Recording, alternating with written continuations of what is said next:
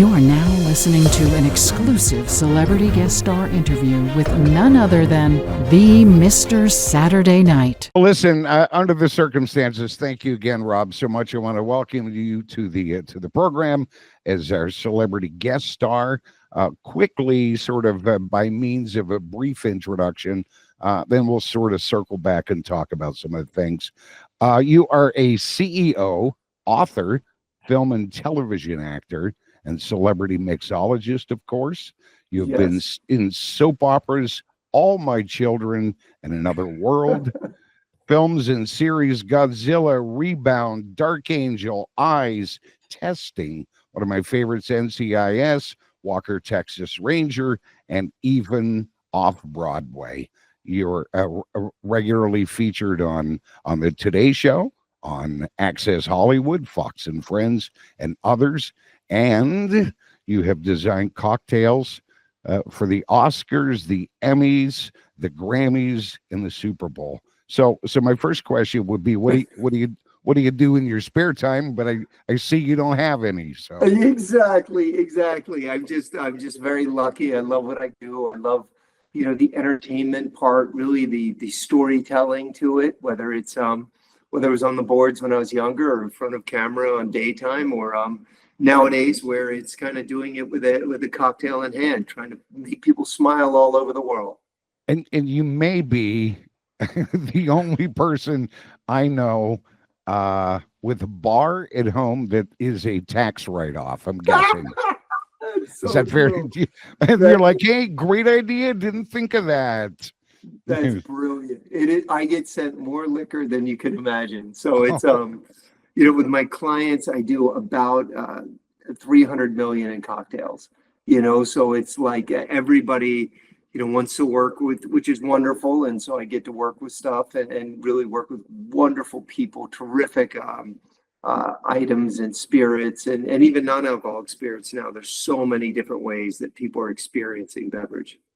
In your career, what kind of came first? I mean, I have a note here to talk about a Mountain Dew commercial. So was that kind of the beginning, or really came later after? So the beginning, and I got cast in a Mountain Dew commercial. I had done some theater, so I was doing musicals. I was a terrible singer, and I just did even worse dancer. But I showed up on time, so I ended up working a lot.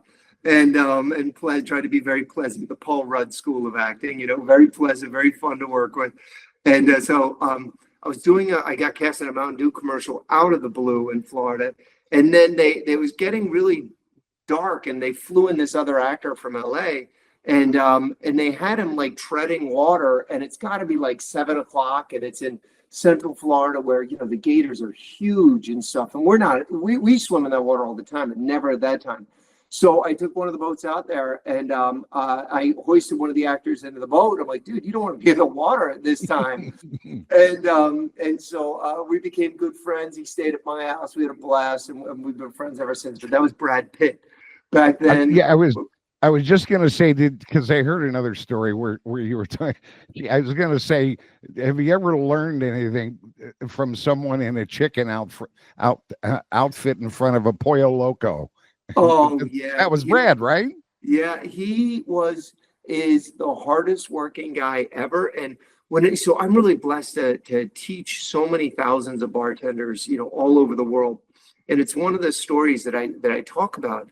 It's the story of this struggling actor who did everything from drive limo service to dress as a chicken, but he did it all the best he could. Everything he did, there was never a downtime. I'm just putting in the hours or the time. And because he told me back in the day, he's like, whatever I do the best I can, if I can't turn it off for acting, I have to do it the best in every aspect. So I try to bring that to the teams, and I'm like, whatever your dream is, whether it is to stay as one of the best mixologists, or whether I have your own TV show, or just get through college, you have to be the best here, and that'll just go to wherever it is. And you can see it the way he works and the way he approaches stuff. Very fun, great to be around, but works so hard. It's not like he cleans your kitchen while you're at church or anything, is it? Yeah. Oh my gosh. My mom, God rest her soul, Brad was her favorite in the world. because like when he was staying with us, we went off to church and then, did something, and then came back, and he had not only cleaned the kitchen, he had mopped the floor. And my mom, mother of 9 kids who had never had this happen, just like stopped, jaw dropped, and forever her whole life, Brad, he'll mop as well. So it was, and in fact, when we run into each other at times, I'll tell him the story of her, talking about him, and she loved it, excuse me. So you were an author, and correct me if I'm wrong. I believe it's a brand new book, Sip at Sea, which I have a copy arriving tomorrow. So I'll be knee deep into that over the weekend. But let's talk about that for a minute. Is that part of your princess experience as well? Yeah, it is. And then it's a really. For me, a drink is never just a drink. It's an experience. It's an adventure in a glass. There's a story. And if you're good, there's a secret behind it. So that doesn't mean it have to have alcohol to it, but there are drinks from, 40,000 BC. There are drinks from all the way up.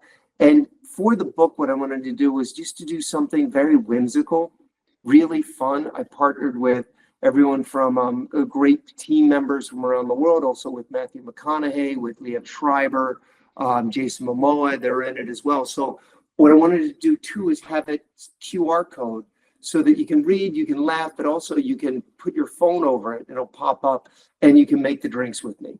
So that it's, for me, I have so many books and there's so many wonderful, talented people, but it's, as a storyteller, it's like, how do you make people laugh? How do you make them just scan something else or read another story and just have a good time with it? And so, one of my dearest friends and mentor, Jose Andres, the great chef, wrote the intro for it. And he really has inspired me so much when we're working together, or even all the charities done, to really put that personality in the book.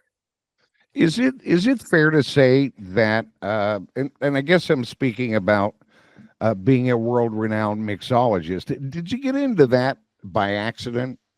It was a complete accidental profession, I got to tell you. So I had first bartended a bit, but then I finished. I was at Carnegie Hall working, and then started with All My Children. Just started working so much as an actor. But then life kind of happens, and at the moment I had become a single dad, and at the same time I was working with James Cameron. I was and Jessica Alba doing a great show, and it was when the guy who played Archie Bunker, Carol Connor, his son passed away. And he said he would have given it all up if he could have just been there more for his son, and his son would be here today. So at that moment, I decided really that I was going to turn the page on acting and start a new chapter. I had no idea what that chapter was going to be. I just knew that I could pour drinks while I figure it out. And while pouring drinks, I ended up taking over the Chateau Marmont, and I still was a storyteller. It was just a different way of doing it. And then I also got to be dad. And so it was just so wonderful. But it was a very different path, a very different path. And you have also been very blessed to work with some amazing chefs like Gordon Ramsay, right? Yes. How'd that come to be, and what are your memories of that? So mainly for launching the at Caesar's Palace when we were doing that year of launching their 50th anniversary. And so for me, again, the storytelling, the live performances, making it exceptional. I know there are times where in the middle of a show or in the middle of an experience, I'll fly drones in and land them amongst people that'll have cocktails in them, and then they'll just take off. Oh, so amazing. Trying to make people go, oh my gosh, remember why they're there, remember that story or that secret behind it, and that they feel like they experience something special and they can't wait to share it. And that man is an absolute genius and just cuts to the quick on how things can operate even better and quicker. And I think with growing up with a big family and sports in my background, is having a thick skin has been really critical for me, because everyone from Gordon to Jose to all of them, they don't sugarcoat anything. And so I do a charity with Matthew McConaughey right now called Just Keep Living. And when I go talk to the kids with him, I tell them stories of like the first time I worked with Jose Andres, he spit out the drink.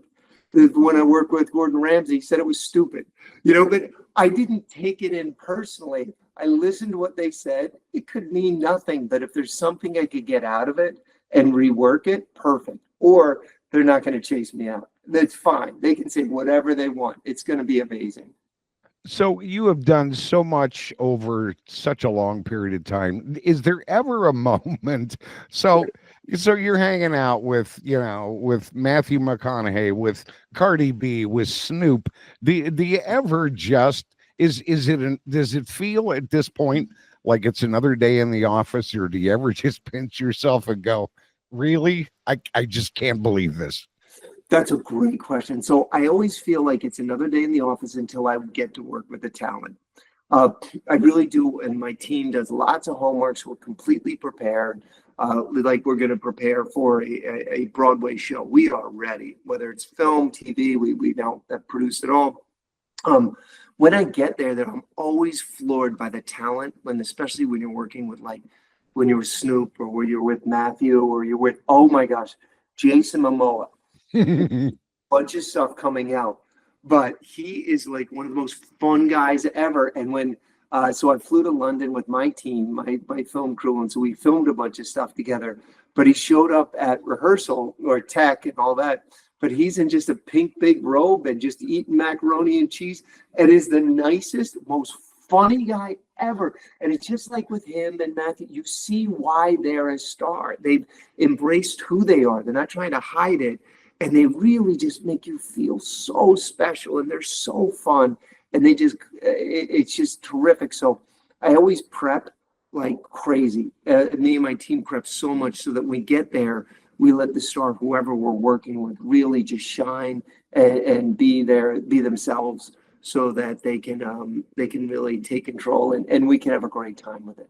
And I would count you amongst those people. And here's what I mean. I've seen you on the Today Show. I've seen you on Fox and Friends and some other programs. There are just people that have, I don't know how to describe it other than to say they have that it, and they're comfortable in their own skin, and they're magnetic, and you just can't help but be in awe. And I would certainly count you amongst those.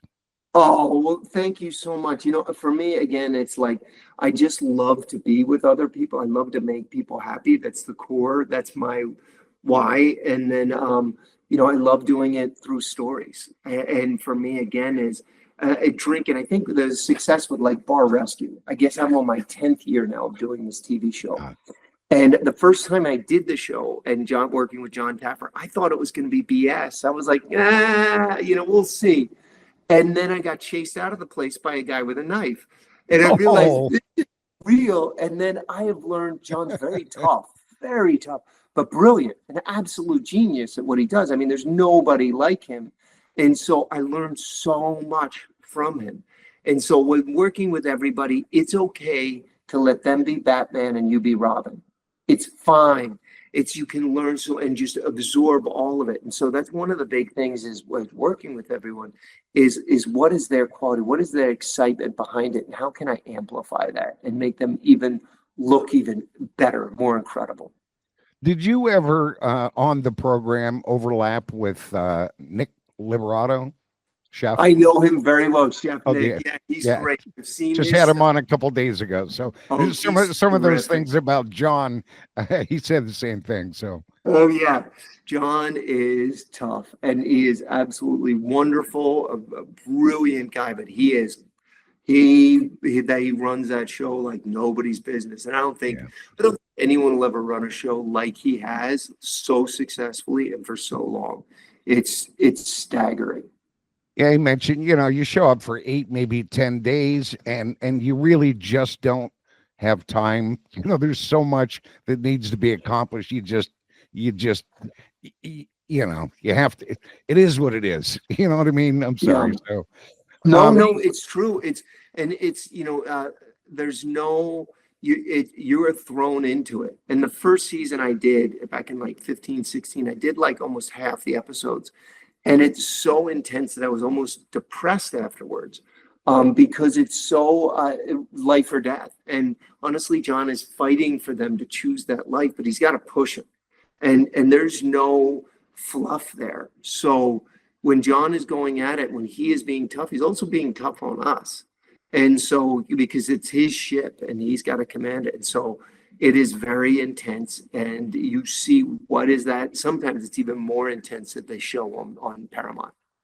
And I think at one point you mentioned that maybe you thought it was going to be scripted, but really not, right? No, there's nothing scripted about it, because there's episodes where everyone's like, oh yeah, at the end you win. There's an episode where we don't win. There's episodes where you would not believe what happens. There's episodes where the bar is so gross that we can't even show some of that, what's going on. So it's really, and I think this is genius on his part, is curating the unexpected, and it smashes your concept of what the show could be. Yeah, you're going to have them yell and yeah, but you really don't know what that drama is unfolding. And so for me, the story and a lot of the stuff I work for is you have this story and the cocktail is the exclamation point at the end. Everything else is that build, like in real life. So you spend a fair amount of your time hanging out with celebrities, and you get to pour and share drinks, and sometimes hours go by. Any stories that you could share, or anything memorable? And maybe you just did with the pink robe and the macaroni and cheese, but no, I think my biggest one and my greatest one was, my wife is a genius. She's so much fun to work with. And so, but she's very smart. So I had some good news and bad news one day, because I was helping develop Whipshots, the alcohol whipped cream. Yep. And we Cardi B involved. And I'm like, honey, I got great news and I got bad news. And she's like, what is it? I said, the great news was we got Cardi B involved. The bad news is we got Cardi B involved. And she said, what do you mean bad news? I'm like, well, because I can't figure out, honestly, how to make it make sense. Not that Cardi's brilliant, but how does it make sense? And this is where Megan's so smart. She says, think of it this way. Think of it as you are Martha Stewart and she's Snoop Dogg. As long as you're Martha Stewart, everything will be fine. So I'm like, oh my gosh, that's brilliant. So I changed my entire team's way. She's on my TV show, which is one streaming on Home Bar Hero, and it was streaming on the Spirits Network. And so we launched there in New York in front of a live audience, and she's approved the script that I've written. And we get out there, and Cardi doesn't say one word as the teleprompter rolls. And I'm starting to get that cold sweat, and then I realize we're in trouble at this moment. So I finally turned to her and say, Cardi, why do you like Whipshots? She goes, well, that way, Rob, you don't put the dairy in the alcohol. That way you don't have to take it in the club, because we all know who does that. And the whole place went crazy laughing. And we had 1 billion impressions within 24 hours. And you could see again how one A-lister just works differently and is a genius. And as long as they're Batman and I'm Robin and I know my role, they can shine. And she did. And now we've gone national, and she's every time we work together, she's got a more wild outfit, another way of rolling it out. And I, again, just sit there and learn and be prepared. So yeah, but that's one of my favorite. There's some after a couple drinks and we're off air, I'll tell you too. So. Okay, good. As you mentioned, 10 years on Bar Rescue. John Taffer, good mentor. I mean, what did you learn from him? A brilliant one. I think the biggest thing I learned from John was to seek conflict. And it's not something that I normally do. But he's like, if you can push to a yes or a no, if you can get to that, you don't waste time. You don't have time to waste in this life. So if you can get to that, and you can understand where you're going with it, and you understand what your outcome needs to be, you can really make great strides. And it's one of the things that really helped me in even just training teams. I have to, out of the 7,000 bartenders I train, I have to reach people. I'd say 80% English isn't their first language. So how do you get to them? And so for me, I try to teach everything a reaction technique, and that you're trying to make everybody feel a reaction across the bar. You're trying to make them feel loved, excited, heard, all of those things that I think are a lost art sometimes in the bar because people just don't care. And it's like, if you can do that and you can teach them the basics, they can learn to excel and be stars on their own. And the more stars I have, the better I am. The same way with John's on doing the show, and he has a great chef like Nick, or he has, any of the Mia or myself or any of those people, and he knows that we can drive one section. It's great because then he can find different areas to drive in the show.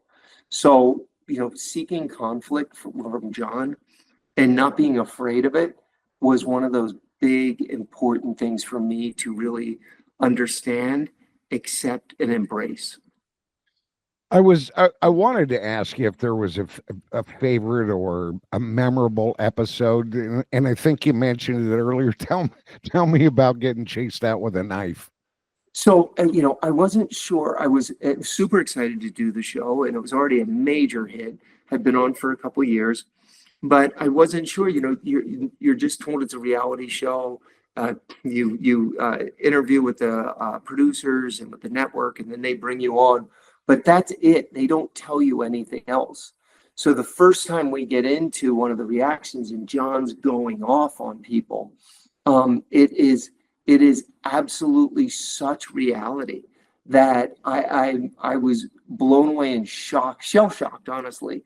And that, the people in the back in the kitchen were brothers of the other guys, and they were screaming, and people wanted to fight. And he has to get you to the point in that see conflict of, are you willing to change? Are you willing to embrace your failures and then be able to own them and then change it? If you do that, then, and that's why he designed the show the way he did, because if you do that, then you can really change. If you can't, and you're always okay with that failure, you won't succeed no matter what we do. Tell me, Rob, about the rule of 17.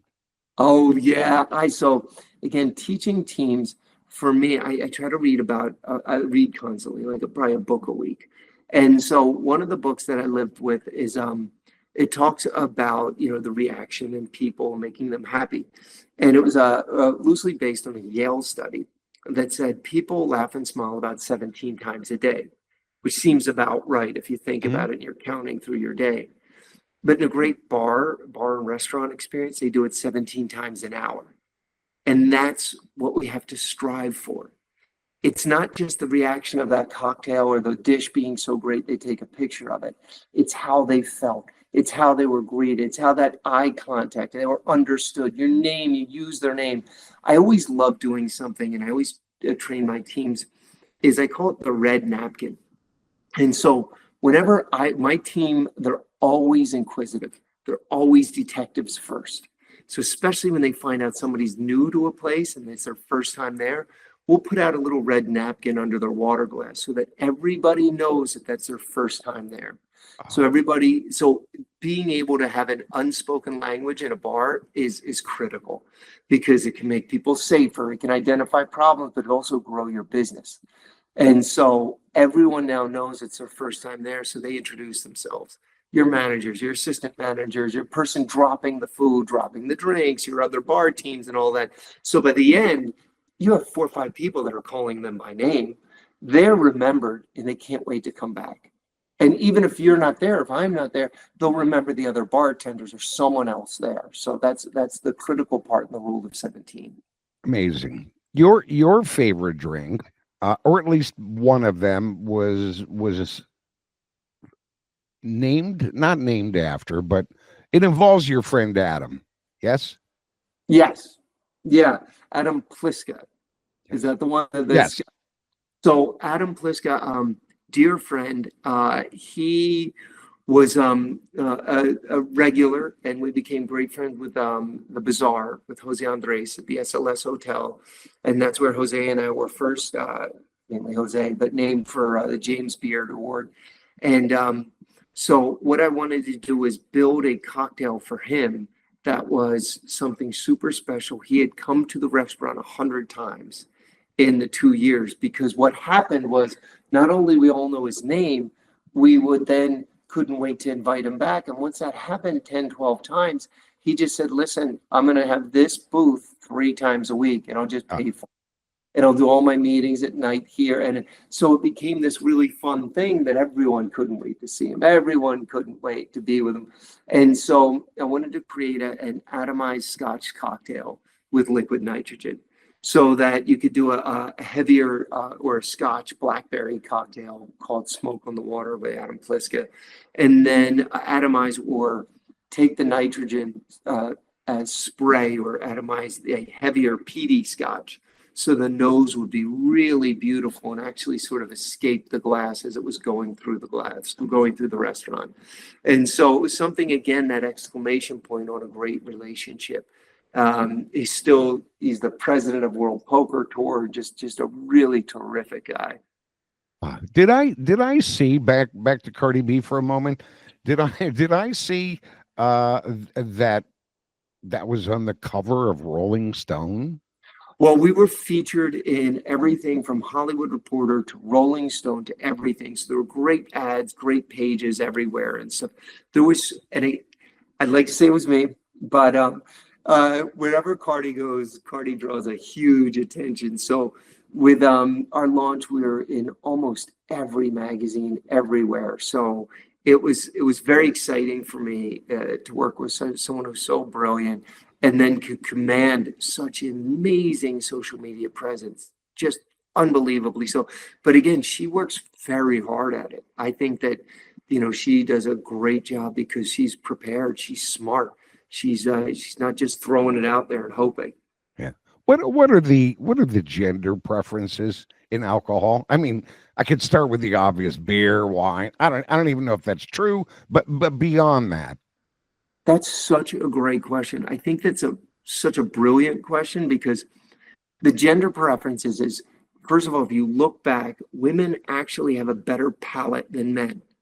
Now, men would not agree with that, but there's so many studies that show, and that comes back from our hunter-gatherer days, where we'd be hunting and women had to develop really extensive palates to be able to taste through things, to make sure that we're not eating anything poisonous, and making sure that you're getting the right herbs and medicines and teas. And so their palates evolved differently. Now, what happened is in the 70s and 80s, they got stuck with an apple martini, which is not their palate, and a Cosmo from Sex and the City, which was a fun drink, but it's definitely for palates that are so refined and so brilliant, it wasn't there. So really, there's a second cocktail revolution, in my humble opinion. And that happened in the 90s. And that was when women stopped drinking all the stuff they were told to drink and really wanted to experience a menu. And I started to see this in my data all the time, whether it was running places for SLS hotels and all of that. I would see that guys were really okay with a shot and a beer most of the time, but women wanted to see a cocktail menu, and they wanted to explore it. They wanted to go with different flavors and tastes, and they wanted to see how it looked. And it really drove the cocktail revolution for me. And being able to identify that wasn't saying that they wanted sweet drinks, but they wanted complex drinks, and they wanted to be included. And so with that inclusivity, I was able to grow programs so much bigger, because I identified my target market, not just that it was going to be a bullish old fashioned, which is fine, and women will drink that, but there was a lot of things, and also even a lot of savory things, or even umami to it, that women would actually love. What has been, in your opinion, the influence of social media on the cocktail industry? Oh yeah, I love that. Again, another great question. The influence of social media. So I used to think of it, and this is back when I originally started. I want to say back in like the 80s, if you will, 90s. And I would call it a wedding principle. So that if somebody had a bad experience at your bar, they would tell their friends, and the amount of friends they would tell would be about the size of a medium to a large wedding, which means they could affect 100 to 200 people tops. But that's about it. great, bad, whatever. Now in social media, as I teach my teams, if they don't react off of the drink landing, if they don't want to take a picture, if you don't get that win, you lose them forever. And then they have that outreach to be able to reach and to send that picture and hashtag and do all of these things where you're not looking at a wedding party, you're looking at thousands of people, or it could go viral and it could really make and break you. So it's one of those things where you have to understand the power of it and the excitement to it, and that people may take a little longer in their dining experience or their beverage experience, but that's okay, because if you plan on them drinking even a little less, you can have them drinking more, meaning that they'll come back again and again and can't wait to be a part of it because they had such a great experience. As a CEO of your own company, I find this absolutely fascinating. Talk to me about a cocktail theater, live cocktail parties, virtual cocktail events. Yeah, okay. So again, going back to my acting, and now all of a sudden it was like when I started taking over like the Chateau Marmont, all these exciting places, I saw these events happen. And the event would be, let's say it's hosted by Grey Goose, and everyone would go in and drink and they'd celebrate a movie, but nobody would really have a connection. So I had a drive to create a tactile, luxury, branded experience, something that had a script to it. People didn't even have to know it was part of that script, but they had to take them on a journey so that when they walked out of there, they couldn't believe it. And they couldn't wait to tell everybody about it.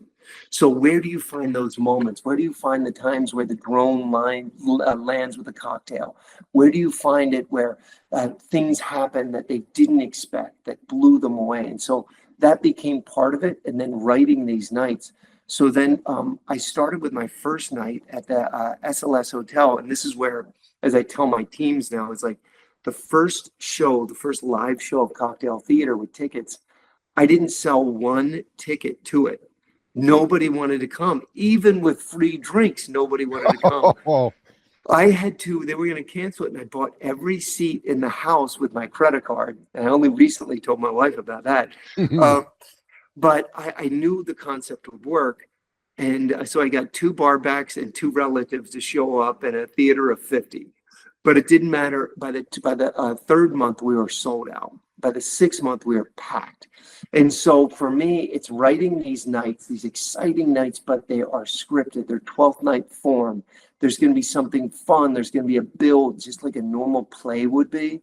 And you have a full conflict, which is wild and exciting and crazy, and then to a resolution at the end. And that night could be anything from Pirates to Roaring 20s to Mad Men to Disco 70s, and everyone dresses for it too.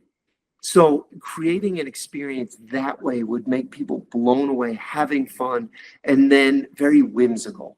In other words, I'd say almost 20% of the people that go to them now don't drink, but they get the same exact looking drink. They just don't want the alcohol. For whatever reason, it's fine. I find we all are drinking maybe a little bit less nowadays, again, so that we can drink and enjoy ourselves more. Sure. It's just different. But we call them the designated driver drinks. And so they look exactly right. Whoever is part of the designated driver team, they wear a little flower, so that as long as they have flower on, they'll always get that drink. They're responsible for that. They have to sign it. And then so that they don't have to walk around that night going, well, I just had a soda, and not be part of it. But if it's a truffle air or margarita, they have that. They just have a 0 proof alcohol to it. You know, if they have a nitrogen drink, they have a 0 proof nitrogen drink. No one can tell the difference, and it's our little secret. Downtown Nashville, Rob, oldest building in downtown. How did Sip Boldly Lounge come to be? The lounge has been great. What the challenge has been, and so it's the oldest in Nashville. It's the greatest little speakeasy. It oversees everything on Broadway. Right now is I'm doing it more in a pop-up way, where it's once or twice a month, sometimes a week for the month, that we'll do special nights. Right now we're working on these crazy murder mystery nights. that are cocktails to die for. They're hysterical and fun, but we're building. So I use it more, bringing people in to have fun, but really kind of also work through new material. So everyone has a great time, but at the end, I'll have a director, I'll have another writer there, I'll have it, and I'll go, what would work better? And we almost work it as if it's an off-Broadway show. And so that when we launch it, like Cocktail Theater now runs, I think there's 60 performances around the world every day. And that's because it's on all the Princess Cruises ships. We call it Good Spirits. And Good Spirits has 3 shows a day, and they're fun and they're interactive, and they really tell these great stories with a cocktail at the end to celebrate. So, for me, getting those moments in a glass, that thing that you can't wait to be a part of, is that entertainment that I just adore. Did I read on Princess? I either read it or I dreamt it. Maybe as you're leaving, you get a cocktail for each of the different destinations you're going to. Does that sound familiar? Exactly. So that is exactly part of Good Spirits. So you choose the destination. So whether you're going to Thailand or whether you're going to Alaska, all of these different places, is that I'll fly there. I flew to all these places all over the world with my team, and we filmed these stories so that when you're part of the show, we take you in depth to Denmark. We take you around the world, and then I build the cocktails out of the ingredients from that area, so that when you're part of the event, when you're part of that show, and you're part of it on the ship, is you get to taste these exquisite, unbelievable cocktails. Some of them will change color in your hand. Some of them will be foams and airs and wild things, but they'll all make you feel so part of it. And all of that is in the book Sip at Sea that's coming out. So you're getting an early copy. The full release, I think, is in 6 weeks. And it'll be on Amazon. And it took me years to do it. And for it, I just want it's not a normal cocktail book. All the drinks have secrets, not stories. So that I find across the bar that people can't wait to repeat a secret. They hear stories all day long. So let's get them repeating fun stuff. Hey, I can't thank you enough for a number of things, one of which is creating a custom cocktail for the Mr. Saturday Night Show, which I will be mixing. Such a great show. And, Such a great show. and debuting on Saturday night. So thank you so very much for that. What else is, what other projects have we not discussed that's kind of on your horizon? Well, coming up, so I'm back for Bar Rescue for my 10th year on that. I'm really lucky and blessed and excited to be there. I have a major resort, Vi Resorts, coming out, and that is a huge multi-billion-dollar resort in Arizona. That is a grown-up resort that is just incredible, but it's based more of music. And so it's got these huge theaters and huge pools, and it's right across in Glendale from where the Arizona Cardinals play, and it is massive. So that I'm very excited about. That's going to launch real soon.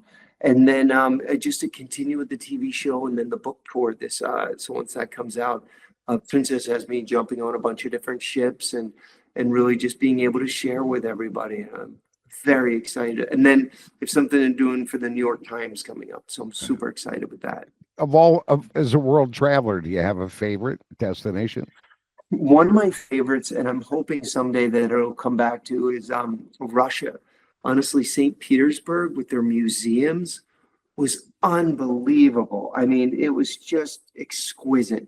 But now lately I've been going to Turkey a lot. Turkey and Italy, where I've been traveling probably once a month each.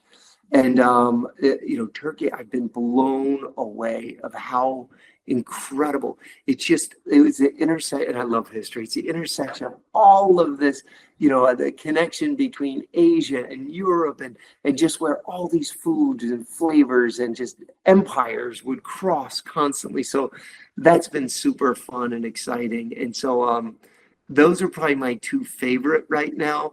I do love going to Australia. It is a long flight, so that's been a really good place. And then I'm looking forward to getting back to Japan. I do love it there. And the final question, I guess, for the average person, trying to be at least somewhat competent, what are the essentials that they'd have behind their bar other than, variety of liquors, beers, wines, etc.? But I mean, what else do you need to? Yeah. What are musts? So Must is my book because I want to teach you how to make triptych cocktails. Triptych means 3-step. I want to make you your own favorite bartender. I don't want you to just follow a recipe. I want to empower you to create your own experiences and then make up your own stories as you go along. So you can do a riff on a margarita. You can do a riff on these things. But triptych meaning 3 steps is I want you to use 1.5 or 2 ounces of spirit. And then I know the cocktail we designed together for your Saturday night is a little longer, but then I want you to use a 3/4 ounce of citrus and 3/4 ounce of something sweet. You can even move it to a 1/2 ounce of something sweet. I love agave, but orgeat or any of it. If you stay with that, then you'll be able to mix in a little strawberries with muddling or jalapeno or any of it, but it'll create a balance. If you just stay with a triptych cocktail in the beginning, you'll blow yourself away. And then it'll be, oh, I can do a little more and I can do a little more. And so whether I'm training a home bartender, when I'm training teams around the world, even in molecular gastronomy, which I was blessed to work with Jose on forever, was if you can understand that basic building block, you can start to build out all these different drinks. And for me, a cocktail is never just a drink, it's an experience. It's that adventure in a glass. But you know what? Behind that is a lot of skill, a lot of experience. And so what I mean, I guess, is you have to be a little bit scientist, a little bit chemist. You have to understand all those things that counter each other, that balance, that please the palate and different palates, right? I mean, yes, absolutely. So like for me too is like whenever you're, whether you're making drinks at home or whatever, you always identify, what is that excitement? What's the person looking for, whether it's myself or someone else? And so, as I talk about culinary detectives, is I always have my teams ask questions, even if it's to myself. Do I feel like something spicy, balanced, fruit forward? What spirit am I looking at today? Asking those questions starts to take a big, massive idea and breaks it down to little working units that you can kind of have fun with. And then for me, it's like, okay, there are little hacks to it now. There are little things that you can do if you add bitters to it. Bitters add depth to the cocktail. They add an elegance, and it's just a couple drops. And you can go, well, I'm going to use regular bitters and then get Storo, or I'm going to use a rhubarb or an orange, but start to play around with that. The more you play with, the more you have fun with it, and you can kind of start to build. And then from there, and then the book, there's all these different hacks of how to use salt in a cocktail, which people don't expect. But salt scrapes your palate, pops the enzyme to citrus, and makes you enjoy it more and more every sip, as opposed to coating your palate. Think of, like we talked about, the women having a Cosmo. After the first or second sip, that palate has been coated with sugar. Let's get the sugar out of there and let's get other flavors in there, because you only need a little bit of sugar to transfer flavor across the palate. You are one of the most talented and fascinating guests we've ever had. I can't thank you enough. You have a great show. You really do. It's so much fun. I encourage everybody to check it out because I am honored to be here. This is wonderful. Oh, you're very kind. Thank you.